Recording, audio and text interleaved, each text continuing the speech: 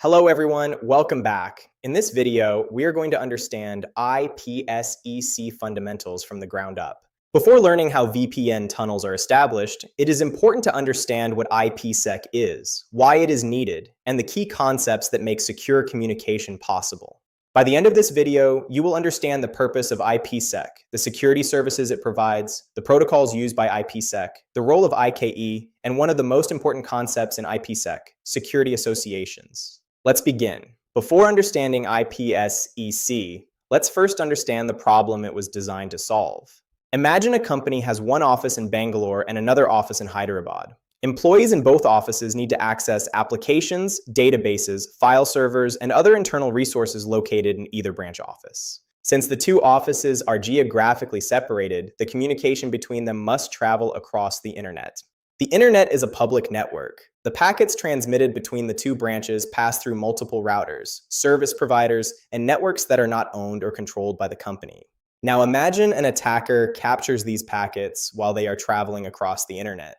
If the traffic is not protected, the attacker may be able to read sensitive information such as usernames, passwords, customer data, financial records, or confidential business information. Not only that, the attacker may modify the data before it reaches the destination, impersonate a trusted device, or retransmit previously captured packets. Organizations need a secure method of communication while still taking advantage of the internet as a transport network. This is where IPSec comes into the picture.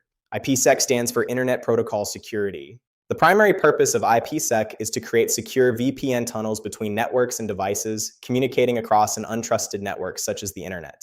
Think of the internet as a public highway used by everyone. IPSec creates a secure and protected tunnel through that highway, allowing data to travel safely between two locations. Even though the traffic is moving across a public network, the information remains protected because IPSec encrypts and secures the communication.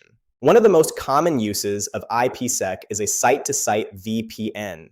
For example, a branch office in Bangalore can securely communicate with a branch office in Hyderabad using an IPSec VPN tunnel across the internet. IPSec can also be used for remote access VPNs, where employees working from home securely connect to the corporate network. In simple terms, IPSec allows organizations to securely use the internet instead of relying on expensive dedicated private circuits. Now that we understand why IPSec is used, let's look at how IPSec provides security. To achieve secure communication, IPSec provides 4 important security services. The first service is confidentiality. Confidentiality means keeping information private. For example, suppose a user logs into an application using a username and password. Without encryption, anyone capturing the packets may be able to see the credentials. With IPSec, the data is encrypted before transmission. Instead of seeing readable information, an attacker only sees encrypted data that appears meaningless. This protection of data privacy is known as confidentiality. The second service is integrity. Integrity ensures that data has not been altered during transmission. Imagine a packet containing an instruction to transfer 10,000 rupees. An attacker intercepts the packet and changes the amount to 50,000 rupees before forwarding it. The destination should be able to detect that the packet was modified.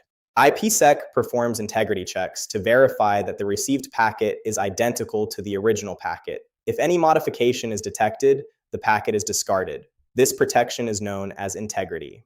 The third service is authentication. Authentication verifies the identity of the communicating devices. Suppose Firewall A wants to establish communication with Firewall B. Before exchanging sensitive information, Firewall A must verify that it is truly communicating with Firewall B and not an attacker pretending to be Firewall B. Likewise, Firewall B must verify Firewall A. This process of confirming identity is called authentication. The fourth service is anti-replay protection. Suppose an attacker captures a legitimate packet sent from Firewall A to Firewall B. Instead of modifying the packet, the attacker simply sends the same packet repeatedly. This type of attack is known as a replay attack. IPSec protects against this by assigning sequence numbers to packets. Each packet receives a unique sequence number. If a packet arrives with a sequence number that has already been processed, it is recognized as a duplicate and discarded. This mechanism prevents replay attacks and is known as anti-replay protection. Now that we understand the security services provided by IPSec, let's discuss the protocols used by IPSec. The first protocol is AH, or Authentication Header. AH provides authentication and integrity. This means the receiver can verify who sent the packet and whether the packet was modified during transmission. However, AH does not provide encryption. The packet contents remain visible to anyone who captures the traffic. Because of this limitation, AH is rarely used in modern deployments. The second protocol is ESP, or Encapsulating Security Payload. ESP provides confidentiality through encryption. It also provides integrity and authentication.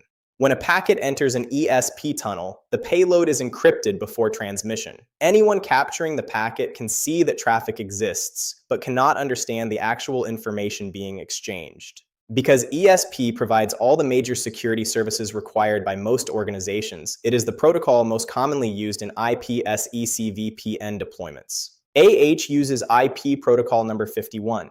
ESP uses IP protocol number 50. At this point, we understand what IPSec does and the protocols it uses. However, a very important question remains. Before two devices can communicate securely, how do they agree on which encryption algorithm to use? How do they agree on authentication methods? How do they generate secret keys? How do they establish trust? This is where IKE comes into the picture. IKE stands for Internet Key Exchange. IKE is responsible for negotiating all the security parameters required to establish a secure IPSec connection. Think of IKE as the planning phase before secure communication begins. Before creating a VPN tunnel, both devices must agree on how security will be implemented. IKE performs this negotiation process. IKE communication uses UDP port 500. Now let's discuss another important concept in IPSec called security association, commonly known as SA. A security association is simply an agreement between two devices about how communication will be secured. Think of it as a contract between the two peers. For example, Firewall A and Firewall B may agree to use AES 256 for encryption, SHA 256 for integrity verification, a specific authentication method, and a defined key lifetime. Once both devices agree on these parameters, that agreement becomes a security association. In simple terms, a security association contains all the information required to protect communication between two peers. Without a security association, IPSec communication cannot take place because both devices would have no common understanding of how traffic should be protected. As you continue learning IPSec, you will encounter two important types of security associations. The first is the ISA-KMP Security Association, which protects IKE communication and creates a secure management channel between peers. The second is the IPSec Security Association, which protects the actual user traffic flowing through the VPN tunnel. We will explore both of these in detail in the next video. We learned why IPSec is required, how it is used to create secure VPN tunnels across the internet, the four major security services it provides, the difference between AH and ESP, the role of IKE, and the concept of security associations. These fundamentals form the foundation for understanding IPSec VPNs and tunnel establishment. In the next video, we will take a deep dive into IKEV one main mode and follow the complete Phase 1 and Phase 2 negotiation process step by step. Thank you for watching. You can reach us through Instagram and Telegram for network interview guidance and mock interview scheduling. See you in the next video. Happy learning.